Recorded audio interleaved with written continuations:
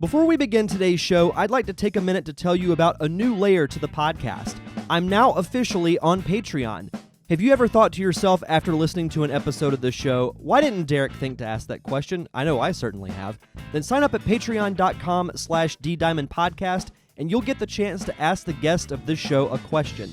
You'll also get early access to episodes and a chance to vote on show topics. And I'd also like to give a special shout out to our patrons, Steve Wise, Josh Shinnework, Tim Spivey, and Tanya Richter. Thank you guys so much for your contributions. And again, if you'd like to be a part of our growing community, just head over to patreon.com/ddiamondpodcast. And now, on with the show.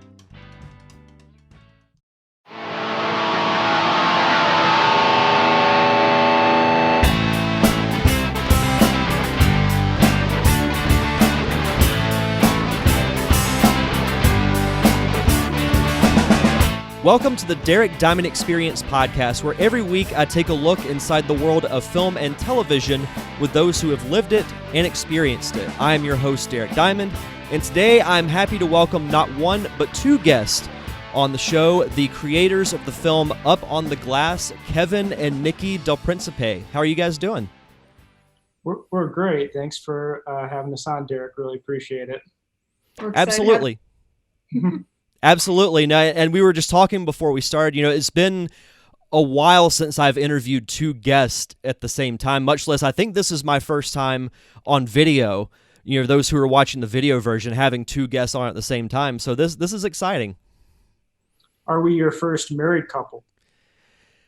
I think so. I think you might be. So yeah, you guys are our first on the show. So no, happy to have you guys on. And as I mentioned, before we started, I just watched your film Up on the Glass, literally finished it about 2 minutes before you hopped on the Zoom call. So you'll get my fresh take on it. So I'm excited to talk about it a little bit later on. Yeah, happy to. Absolutely. So I just want to dive right in because I feel like this is kind of become the normal question over the last several months that I've started these shows out with. How has the COVID pandemic, you guys both being filmmakers, how has it been affecting you as far as your work goes? Yeah, it's been, I think, clearly tough on everyone, but especially interesting for us, having just moved to a new place. We were in Los Angeles before this for about 9 years, and mid-December moved to Memphis to participate in the growing independent film community here, which in a way was good timing. So we were able to make the move and get set up. But of course, 3 months later, the pandemic hit. So that's been one challenge on the personal side of things, to get to know people. And, we haven't been going to restaurants much or anything like that, clearly. But, we were lucky that the film had already been completed at that time. And so we were in the phase of trying to get it out there. And festivals and that kind of thing.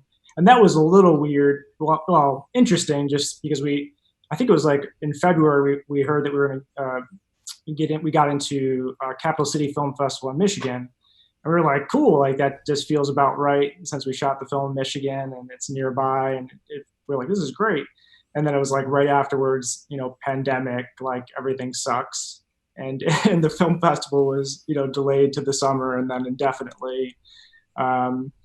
But I guess on the other hand, like we were able to get a sales agent and we were able to get the film to Gravitas Ventures.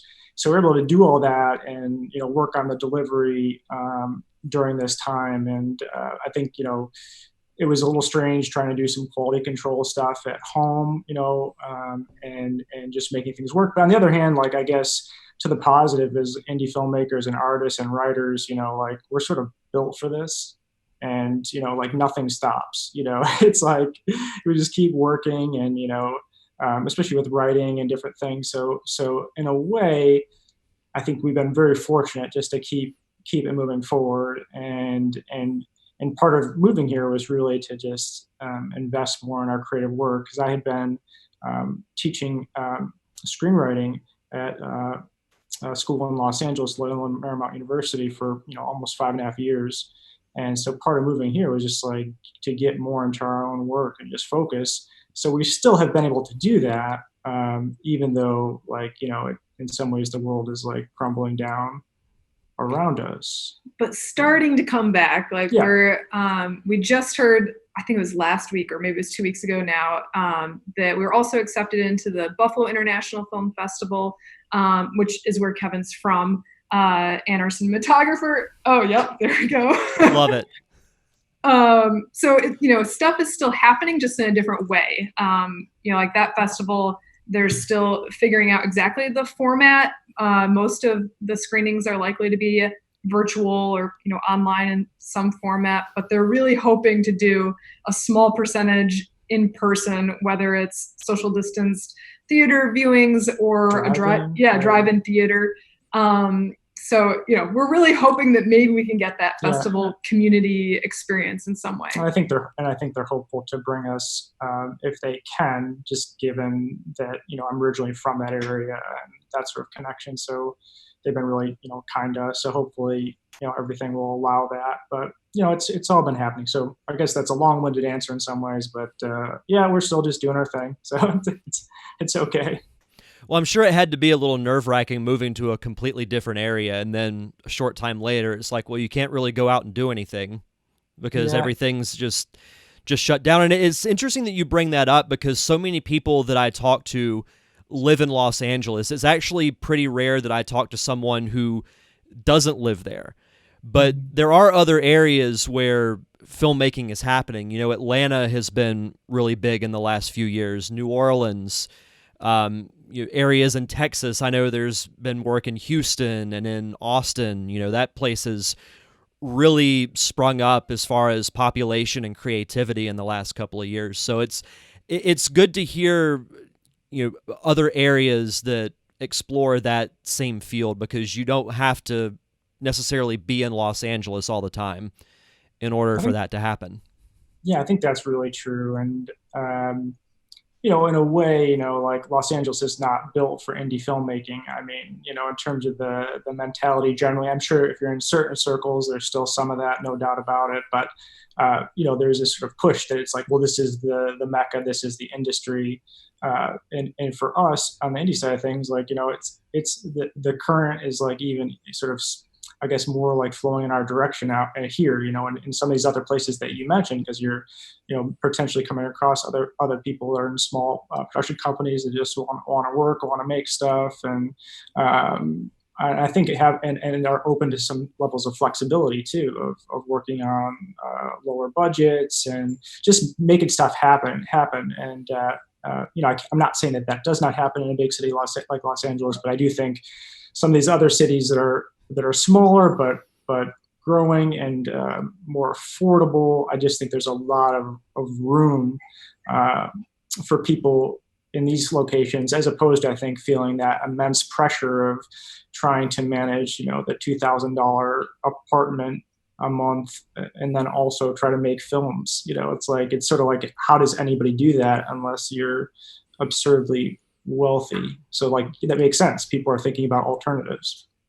And I think one realization we had upon making this latest film was that, well, we really could live anywhere. We shot this film in a small town in Michigan. Yeah. So probably the next film we do will be similar. Well, we're thinking about doing it in Buffalo, actually. But that means that it really opened our eyes up to the possibilities of, well, where do we really want to live? And being a part of a growing indie film community was something that was important to us, but it really could have been anywhere in the world. Yeah, it could have been anywhere. And it's like, what stories do we want to tell? Where do we want to tell them? And I think, to a degree, like where you live is a reflection of your values, especially if you make a choice. Sometimes people, there's levels of choice, but sometimes people have to be in a certain location for work. But, we were at a place where we had some flexibility, and then we decided this was the spot for us. Meeting people in Los Angeles, being there for 9 years, I think was helpful. Sure. And now we have those contacts, we have those friends, and we could bring them wherever we go. Yeah, bring them along with us and make new friends. So it's all positive. Absolutely. So kind of backtracking a little bit, what was it that made you, and we'll start with you, Kevin, what was it that made you each want to get into the world of filmmaking? Well, I had always, since I was like, well, really young, like played music and been into lyrics and all this sort of stuff, and then poetry. And so writing was always kind of a through line for me. And when I was in college, I got more into the theater world and playwriting. And I was like, that was like eye opening for me to tell stories and the theater experience. Um, and for a while, I thought that's really where I was just gonna be a playwright and somehow go to school and maybe and teach that and make that work. Um, but I started to think about film, and it was like a strange thing. Like I love film ever since I was a child. Like just loved watching movies with my family, but I think because I came from this more blue collar working class background, like I just never really thought that was something I could do. Like it just never really crossed my mind. And the playwriting seems crazy too, but because I went to college and I was like, they have theater department, and I connected with that, or I met a couple professors that were cool that did that sort of thing. I had latched onto that, creatively. Um, but then all of a sudden I was like, film, like maybe I could do this, and maybe there'd be work here. And so I ended up like, I already had one master's degree that was like interdisciplinary and playwriting and sort of education and these things. And I decided to go back to school again. And then that's when I ended up going to USC for my MFA, where I met Nikki. So that sort of put me on that more clear path of film.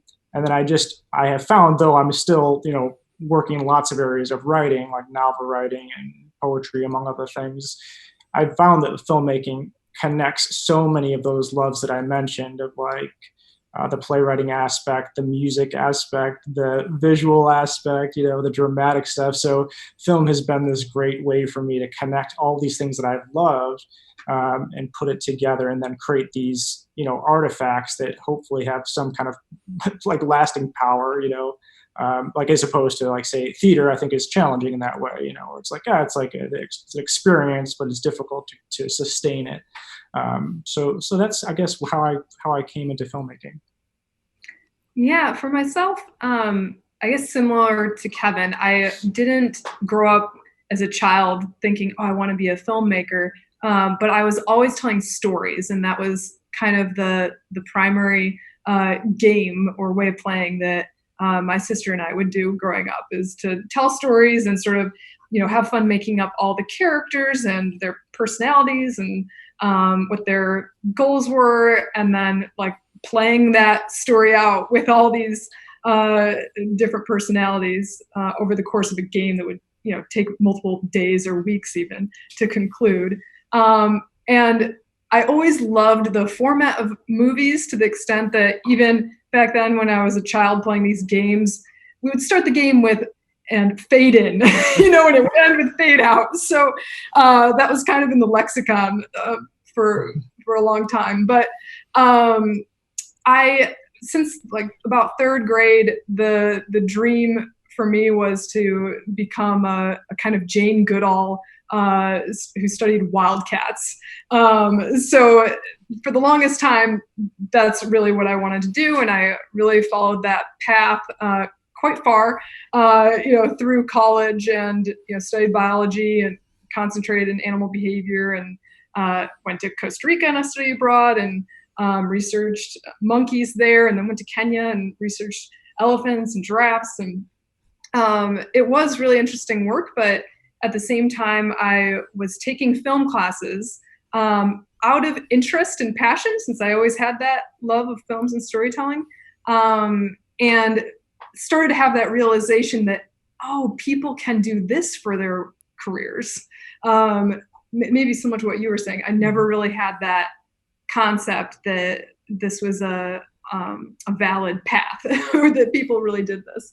And so by the time I graduated, I had fully come to recognize that, okay, this is what I really want to do. And also applied to USC, was fortunate to get in, and do that MFA program. And soon after graduation is when we got together and made a couple short films, and then after that decided that, okay, I think we're ready to make a feature. It's really a matter of expanding this process maybe about 10 times what we're doing for shorts.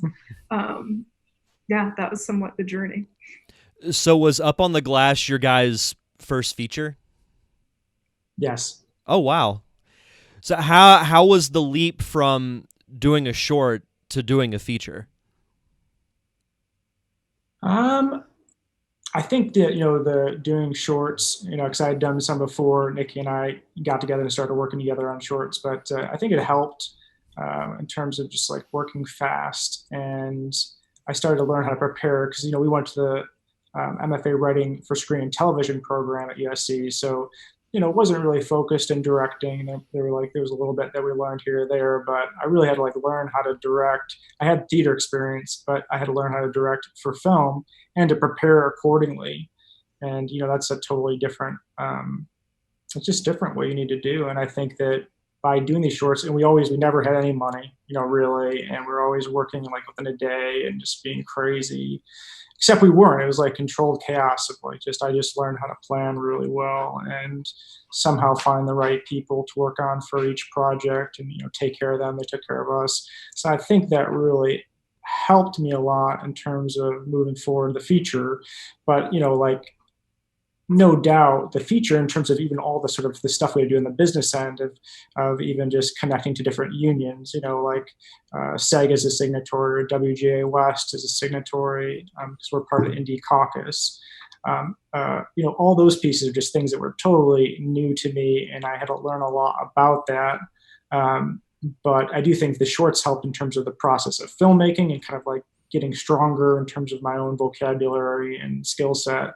And then, yes, there was like a big learning curve in terms of the business end and creating our own production company finally and all that kind of stuff. But it was really great because we were able to learn quickly, and if you're in it, you have to do it. There's no, it doesn't matter if you don't want to deal with some of these things on the business end or these institutional stuff that, I didn't know about or whatever, but all of a sudden you have to do it. And I think that because we wanted it so badly, that helped us. And now we know, now we have a much better foundation for some of these things moving forward. I would add that one thing that really helped us make this feature was having an amazing community to support us. That's true. We shot the film in Oceana County, Michigan. It's kind of a lakeshore area where I spent many summers as a child. And so I have many sort of family friends and just like members of the community that I'm familiar with and who watched me grow up, really. And so by setting the film there, we were able to lean on a lot of these people and businesses who, were excited to help us and, to this day, are our biggest supporters. And I don't think we could have really done it without all their help. Yeah, like we really did. We were able to build up a community, but we were also supported by a community. So we set the tone for ourselves in terms of our own company or how we interact with people.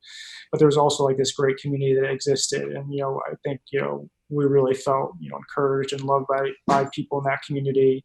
And, that was just kind of an amazing thing to experience, like for me on a personal level, just to be taken care of artistically, and people just saying, yeah, how about we help you? Like, there's no real reason, except for like just decency, it's like, that's kind of encouraging because, as an artist, sometimes you can feel like you're up against it or up against all these systems. And then all of a sudden it was like, oh, this is kind of mostly pretty smooth, and that was kind of, I don't know, just appealing to experience. And excited for us to like film at their restaurant or their bar, whereas if we were in LA, they'd be wanting some payment for that.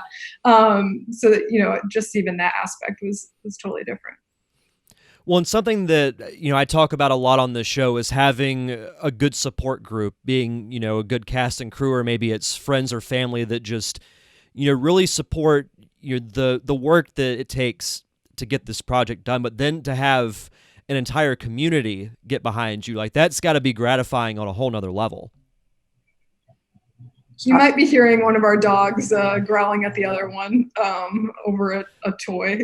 Oh no, dogs are always welcome here on the show. But there's some drama. There's some drama. There's peanut butter involved and Kongs and Oh, if you throw in peanut butter, there's always going to be drama, especially if there's two dogs involved. Yeah. So that kind of threw me off. So all of a sudden I was worried about growling. What we're doing. No. Just the value of community and. Oh yeah. Well, I think we're gonna say like so we got married last August, and we had committed to being together for ever already, and we're in a relationship for a period of time. But I really do think we both talked about this, that having that experience of people really supporting us in this way that like I had never felt in this way to this extent before in my life, definitely encouraged us to get married. And then we were able to have this journey where we got married in the same community. We were able to show the film privately there last year. And it was cool. So, I mean, I definitely would put this up there as one of the more meaningful experiences of my life in terms of the community aspect. And then it made some of the other parts that are hard about making a film makes that worthwhile, because now we always have that in our back pocket. Like, oh yes, like that exists. And I think that's going to help us, and it is already helping us as we, move forward with new projects, because there are good people out there, that community exists, that you can do your part to help establish it, and it doesn't have to go away either. It doesn't have to be. I think a lot of times with art, it feels like, oh, okay, so we got 2 weeks of community, if things are going well, or we got 1 month. But the reality is, like, goodness travels, wherever, like Memphis, LA, New York, so I think that's been really helpful to learn. Absolutely. So how did you guys come up with the story for Up on the Glass? And was there like a specific thing that inspired it? How did you guys come up with the story for this? Well, when we were first together, Nikki took me up to the cottage area where she grew up during a summer, and it was on, I think, one of our last days there that, all of a sudden this idea started to come to me. And I just remember like being outside, like I feel like the sun was going down. And I just started to come up with this idea and these sort of characters and relative concept. And then, Nikki got out a notebook and she was just like writing stuff down. And then certainly, it developed a lot from there, but really some of the essential stuff came from that. And I think part of it was like, like I mentioned, my own experience, like growing up in a more blue collar environment, it's like getting to go into this sort of lakeside area community and these cottages and being around these sorts of people. Undoubtedly, like, I think I was bringing my own experience even of like coming in, like feeling like coming in a little bit from the outside. And I think that stuck with me. Not that in part because I've always felt a little bit on the outside of things, and that might be just my temperament, but also like, I think that helped establish Jack as a character of just this guy from that kind of background coming into an environment sort of from the outside, and, his experience of it. No, that's awesome. Something that, and kind of going off of that, that was something that I noticed as well with watching the film, because I grew up in a small town of maybe 500 people. You live there for the first 20 plus years of my life, and most of it, ever since I was a kid, I felt like that person that always just felt like I was on the outside, like I was watching everyone kind of do their own thing and never quite felt like I fit in. So it was relatable to me from that aspect. And, what I liked about it was that, you were learning things as it developed. It was, I don't want to say a slow burn, but you didn't know everything from the very beginning. It's just you learned piece by piece of what was going on as the story progressed. It moved at a very nice pace, which I really enjoyed. Yeah. Thanks for that. I mean, I think it is a, I appreciate you saying how, you felt that way growing up. Because I think it's a reasonable experience, like being a sensitive person, and whether you're small town, big town, but just like you're trying to experience the world and figure things out. And so many times, a lot of these experiences we have, they feel so limited, like just going to school, like the sort of the tribalism of middle school and high school, or like for me, just as an example, I grew up even on the religious end. Like I grew up in evangelical Protestant household, but like grandparents were all Catholic. family, all my friends rather, and family beyond that were all Catholic in my neighborhood. So it's these little things that just sort of like set me up in a way to feel on the outside, but at the same time I hope in my work and in my life have a sensitivity for people that either feel that way or also like, being able to look at different sides and people's experiences and getting beyond like the tribal aspects. So I think all that is sort of being played with in this film in particular. Yeah, I would add to that I think for Jack, he has tried to do all the right things, going to a good school, elite college, and meeting these friends who maybe come from wealthier families or something like that. But then just struggling thereafter and not really knowing why, and then watching his friends have success and in a seemingly undeserved fashion, like they're not working any harder than him. In fact, maybe they're working less hard, or maybe they're less smart or less talented, but seemingly having this easier path. And so this resentment, this kind of anger is building inside of him. And I get that, if there's some of that tension or anger or even that sense of like feeling on the outside and lost, like I get it. So like growing up in the environment I did, like a similarity to Jack would be like using education to like, as they say, better yourself, whatever that means, but that was like driven, for me, for my parents. I had to go to school. I had to go to, I couldn't not go to college, but my dad, he didn't go to like a 4-year college or anything, but it was like, he wanted me to go to college and he wanted me to even get out of Buffalo and this and that. Like he had this attitude about that of like, because he wanted me to have more opportunities and he thought that maybe things weren't going so well in Buffalo at the time. So it's just like all that stuff, I feel like just sort of set me up to understand Jack.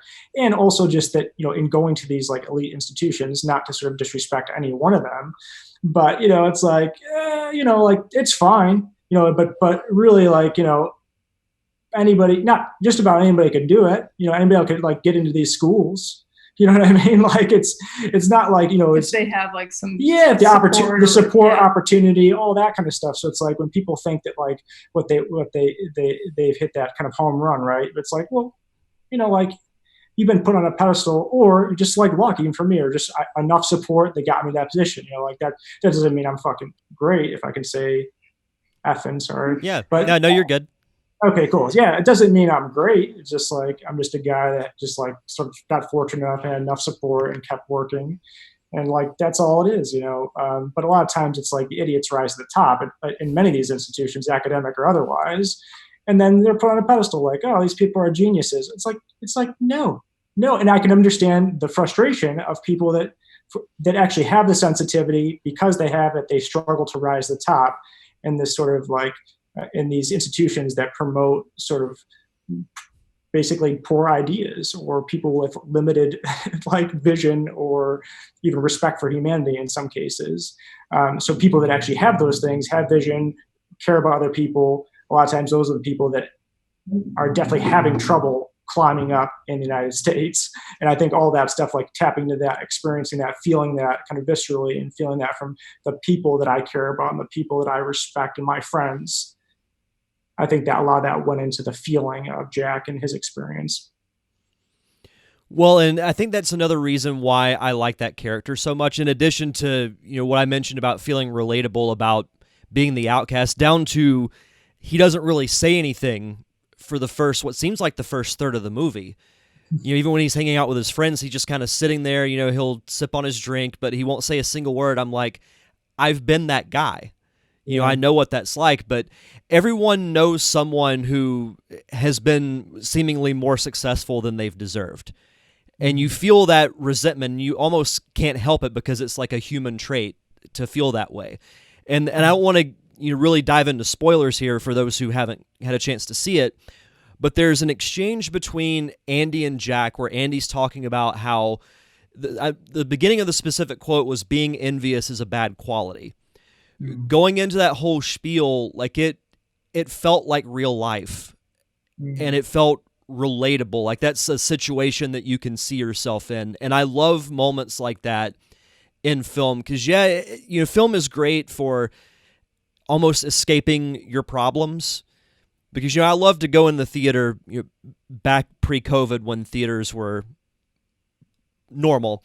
But essentially, you go to a theater to escape from everything for 2 hours. But sometimes it's good to feel that almost like a reflection of real life, not thrown back at you, but just as a kind of a reminder. But it didn't feel so on the nose, even though it was very direct. Like that confrontation was very direct, but it didn't feel so on the nose. So that whole exchange was, to me, one of the peak moments of that entire movie.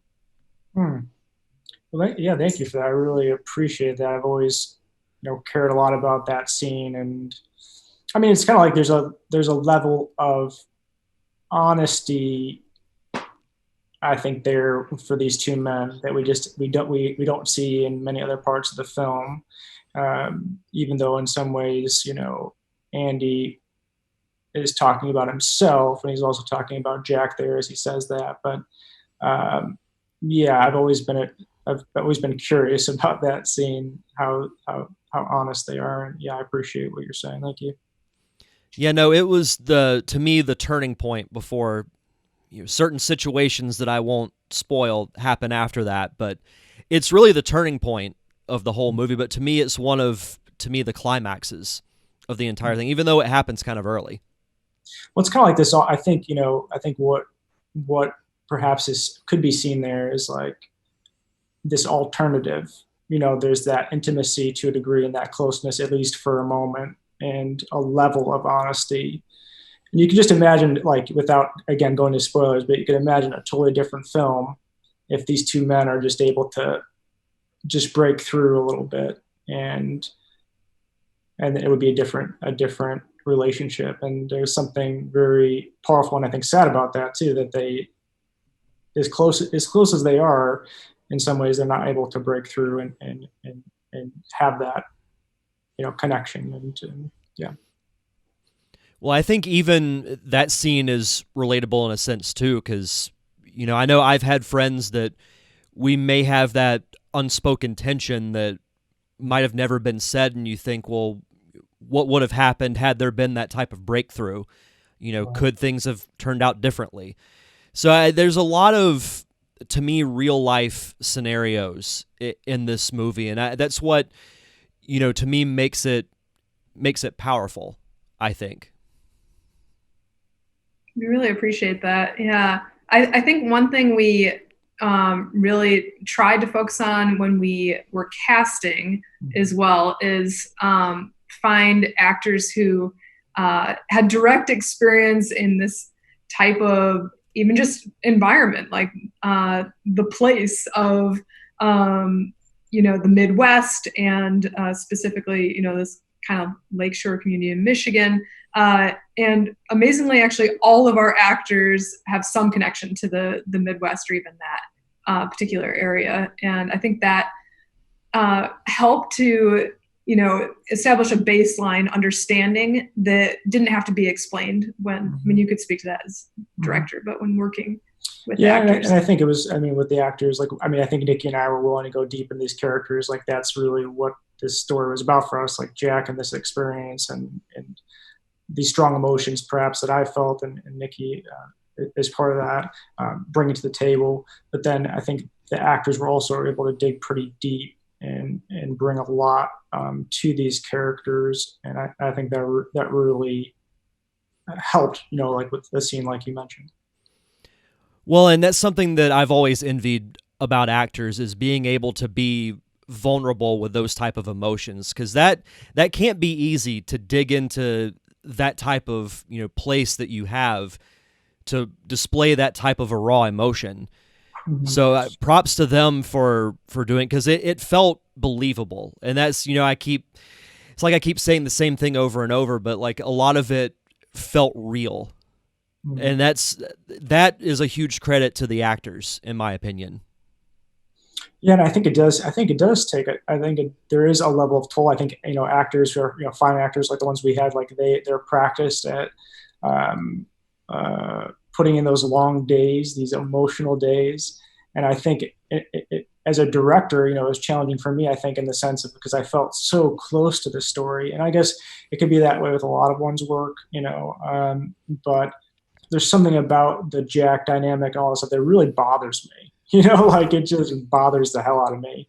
And so it's just so hard to emotionally, I think, and I had to I had to live with that, not only shooting it, but I've had to live with that for, effing years, like of putting this film together.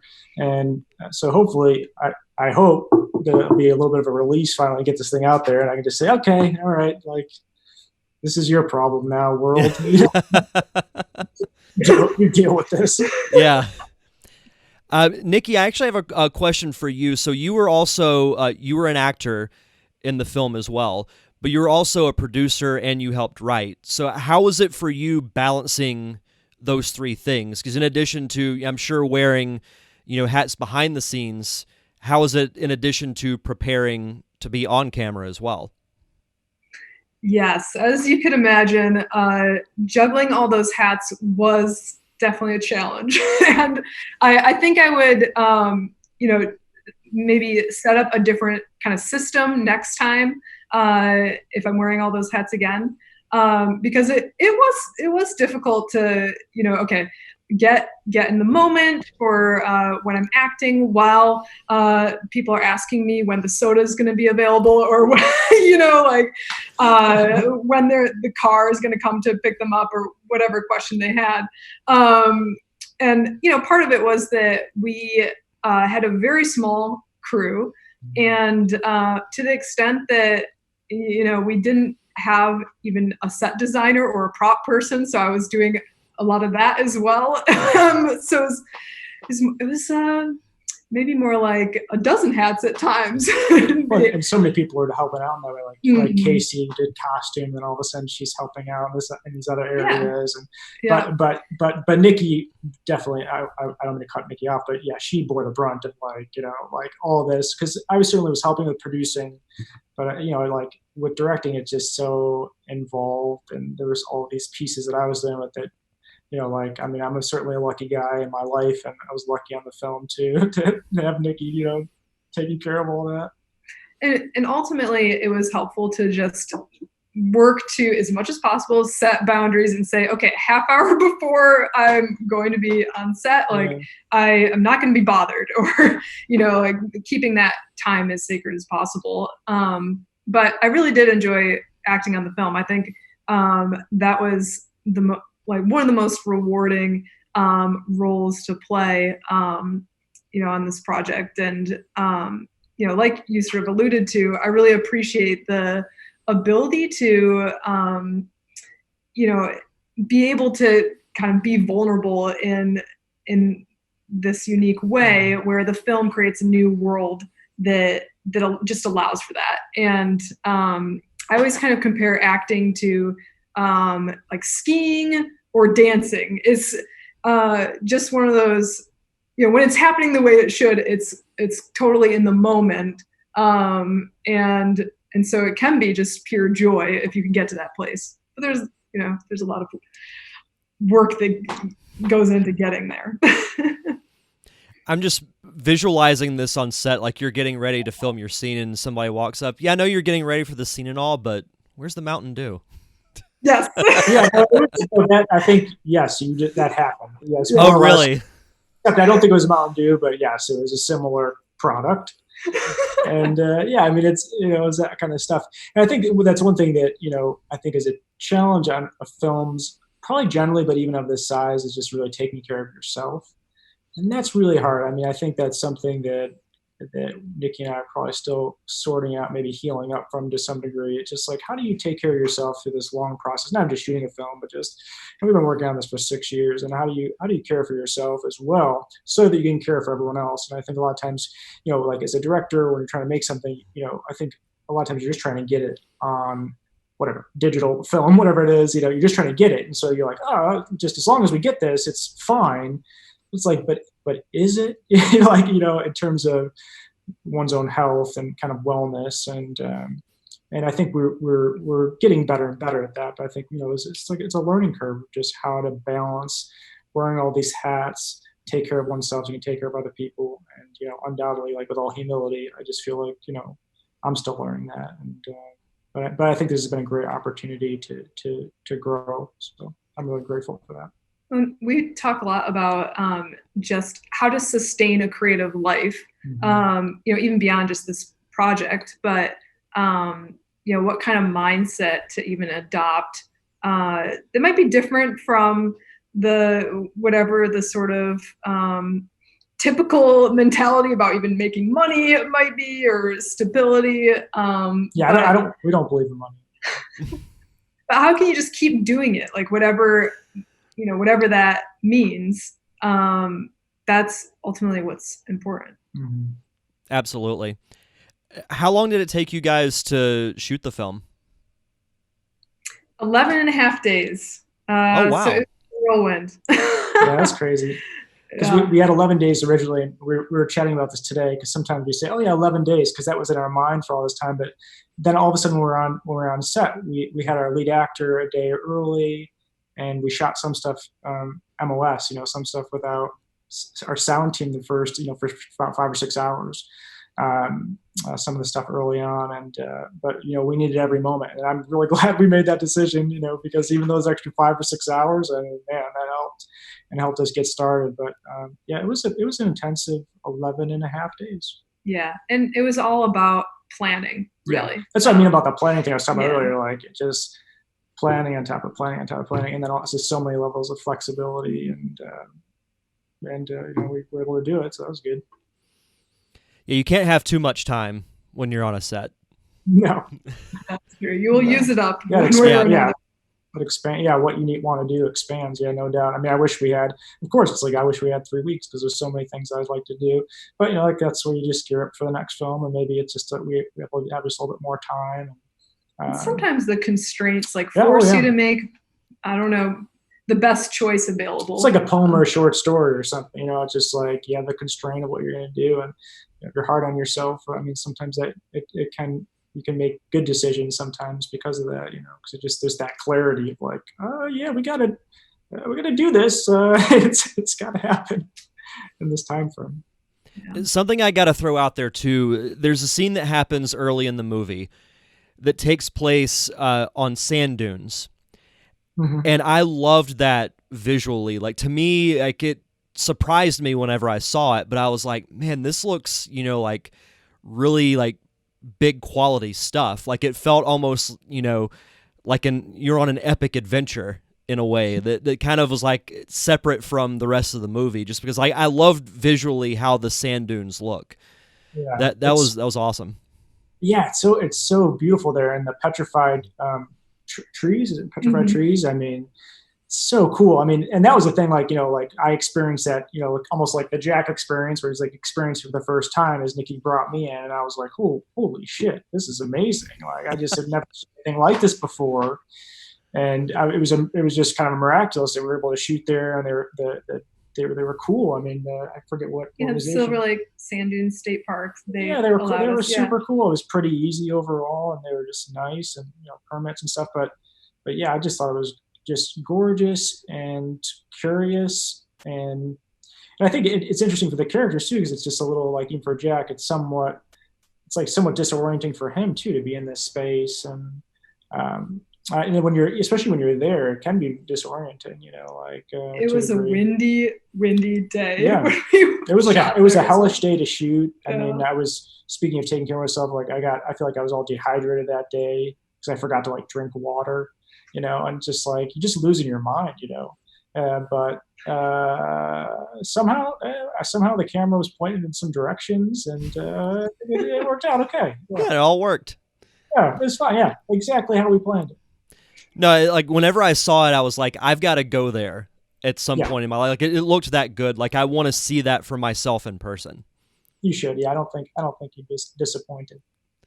No, that's fantastic. One other question that I have before we move on to the Patreon questions. I always like to ask this, you being on set for 11 and a half days, what's the craziest or funniest story you can remember from being on set? Oh, well, okay. Well, the one story that I really like is like in the film, there's like the scene with the car and fire. I'll just say that. You recall that scene. Mm-hmm. So we're trying to figure out like how are we going to shoot this, and blah blah blah. And I think it was our DP Mark, who's one of my best friends growing up, even as well. But I think he saw that there was a fire like down the beach at like a cottage, like 4 or 5 down. And we went over there and just like hung out with these cool guys who were like just drinking beer and had this huge bonfire. We're like, hey, can we shoot your bonfire? And we all we trekked over there and talked to them, and they were just so cool. And they're like, sure, like they threw like a fucking pallet, on the fire, and like they were just so like the coolest guys, and they were just like hanging out, having a beer, sitting in like with these chairs, like while we were shooting this scene, and it really helped us out. And it was just like it was such a weird thing that happened because we were like, how are we going to do this? Oh my god, like because we were kind of running out of time too and everything else. And then these guys just like came through for us and were like super great, super cool guys, just having beers. Like, yeah, use our fire. And I mean, that was like one of the more fun things. I have one other one, but that was one of my favorite things. But you should share your other one. The bonfire moment was probably my favorite of the whole. Yeah, 11.5 days. Yeah, that was my favorite. I guess the one other thing that was a weird thing is I did allow Chase, played Jack. Like I allowed him to tie me up in the bungee cords. Like the. But that's all. Yeah. That's all I can say. So Kevin is somewhat in the film. I'm in a tarp at a certain. That's point. Okay. No, that's awesome. That's a cool little Easter egg. Yeah, was that too? Did I just spoil the whole thing? I don't think so. There's many things one can do. Yeah. Yeah. That can lead to so many different things. No, you're fine. No, you're good. There were also a lot of bugs that, I mean, that's not funny for the people that were experiencing it, but people got ticks, people got chiggers. That was a thing that we were dealing with throughout the film. Not me though. Nothing happened to me. I was fortunate. So you were bug free. Yeah, I don't know. I don't know what that was about. I mean, maybe just like from like overwork and coffee. Maybe my blood was just like bitter, and I just didn't want to deal with me. Or I was just a crazy person, like running around. Even the bugs are like, not gonna mess with that guy today.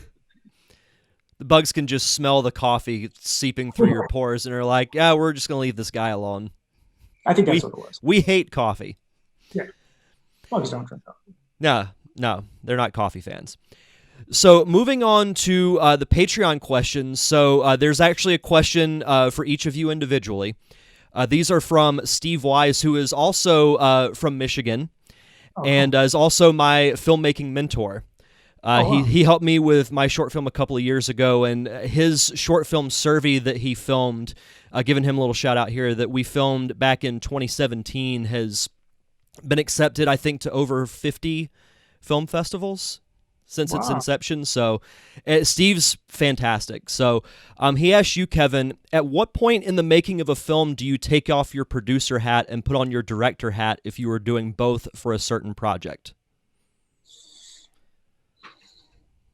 I really feel like it was like to a degree, it was like almost like the day before we started shooting, or it was just like this transition. Like, not that I hadn't done all this directing work before, but it was just like I started to sort of make that adjustment where it's like, this is my primary responsibility and this is all I can do. So like, though I did sit in on production meetings, like, weird hours and stuff, like eventually I became pretty useless as a producer. And because I was kind of floored, like in terms of preparation, like I prepared so much, but I was still amazed at like how much more that we even needed to do, like just to be adaptable on the moment. So it's like, as soon as we started shooting, it was like, holy shit. Like, like I have to, like, whatever I thought was like the most I could work in my life, I have to somehow do more. But that was mostly as a director. So I do feel like there was definitely a transition there. Because in pre-production, like I was like with Nikki and I was really helping with, all the things, from helping a guy saw off a part of a tree because we needed to do a certain shot, to like all this stuff. And then all of a sudden it was like, that was over for me. So I guess that's kind of what happened. And then for you, Nikki, because as I mentioned, Steve is, I believe, from Milford, Michigan. He asks, what part of Michigan are you from, and do you see yourself ever returning to make more films there? Oh, yeah. Well, I grew up in Grand Rapids, Michigan, but as I mentioned before, spent pretty much all my summers on the shores of Lake Michigan in this Oceana County area. Personally, I still believe that Michigan is this hidden gem and is one of the most beautiful places in the world. So I can definitely imagine going back to film. Absolutely. And from the location, that you guys used for Up on the Glass, I would definitely say so. Yeah. I got to spend a couple of days in Lansing back in July. So it was cool. Because I live in Florida, so the weather was much nicer than it was there this time of year. It's not, you don't walk outside and feel like you're going to die of a heat stroke. Yeah, we're getting used to that. Yeah, I think here in Memphis a little bit. Yeah. Still level in Florida. Yeah, I bet. I'm sure. Yeah, it's bad. I swear it gets hotter every single year. People say, oh, you're just getting older and you can't tolerate it. And I'm like, no, I'm pretty sure you can check the temperatures from years past and it's not as hot. Well, I'm glad that you've survived this summer. Survived, hopefully another summer. So we'll see what happens. But as we start to wrap up here, what is one piece of advice that each of you could give to someone who wants to work in the film industry? Yeah, I would say that the people you work with are almost the just most important thing. So find great people and lean into them, because they're going to be the people who have your back when you need them. And keep building your team over time, and keep finding good people and, take care of them and bring them along with you. And I think that's really helpful. And then I guess like my other advice is just like, just in life, I think in art and filmmaking, there isn't like a path, there isn't a clear path or like one path or one way you have to do things. We have great friends that still live in LA or have gone the TV route, or in writers' rooms and that's all, it's all good. And then we're doing our thing as independent filmmakers. And I just think there are many, many paths to take. And I think it's okay to just do what you feel is right for yourself. And I think as long as you just keep on doing that and kind of make the art or the creative stuff that you want to do, I think that charts your course for you. And I think that's all good, because I think you can be an authentic person working in TV in a writer's room. You could be an authentic person living in Memphis or Florida doing your work. And I just think as long as you kind of just stay true to what you want to do, and not get sucked into this false idea or paradigm that there's one way or one type of success, when really, like as Nikki and I were talking about, like we're focused more on like sustainability. Like how do we sustain the creative life that we want? Because you can like spend so much of one's time serving all these different masters or trying to like achieve something that like doesn't even exist. Like what that feel good feeling of like being loved or success for a moment, if you achieve that, or like, is it money? What is it? But I think for us, it's just like, focusing on sustaining that creativity, and like that's the path for us. And I think as long as a person is doing that, whatever it looks like, and being authentic, I think that they'll be able to sleep well at night, which is like vastly underrated. Like, hey, I feel okay about the choices I made in my life and how I'm dealing with this finite experience. I think I got dark there at the end, but with the finite experience, but it's not dark. It's just true. Yeah. It just is what it is. No, absolutely.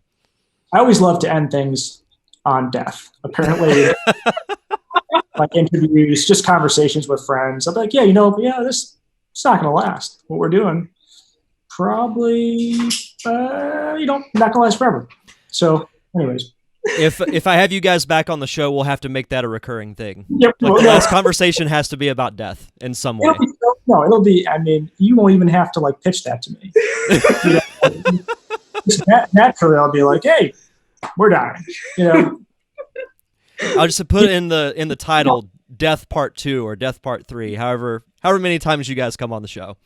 Oh, that's great. Yeah, we'll come back on and talk about death and other things. Anytime you'd like. That would be an interesting show for sure.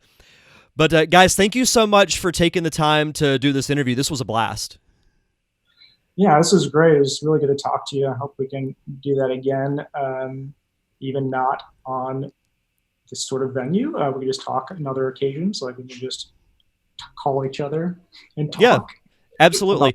Are you guys, do you have a website or social media you'd like to plug, and where can people watch Up on the Glass? Sure, yeah. Nikki, can you do the play? Sure, yeah. All the information you need is on upontheglass.com. We're going to be available by the time this airs on iTunes and Amazon, and basically any streaming platform that you use, as well as Blu-ray and DVD on Amazon. Fantastic. And as I said, I thoroughly enjoyed the movie, so I recommend anybody who listens to the show take the time to watch it, because it's definitely worth it. And guys, thank you again. This was a really fun chat. Thanks so much for having us. Appreciate it. And take care. Absolutely. And for those who are listening, if you want to follow the show on social media, you can follow me on Facebook, Twitter, and Instagram at D-Diamond Podcast. You can subscribe to the show on all podcasting platforms, Apple Podcasts, Spotify, anywhere you get your podcast for free. Thank you, as always, to the Unicorn Wranglers for providing the theme music for the podcast. You can check out all their music on Apple Music, Google Play, and Spotify. And don't forget, you can follow me on Patreon at patreon.com/DDiamondPodcast. Thank you, as always, for listening to another awesome episode of the Derek Diamond Experience. I'm your host, Derek Diamond, and we'll see you guys back here next Thursday.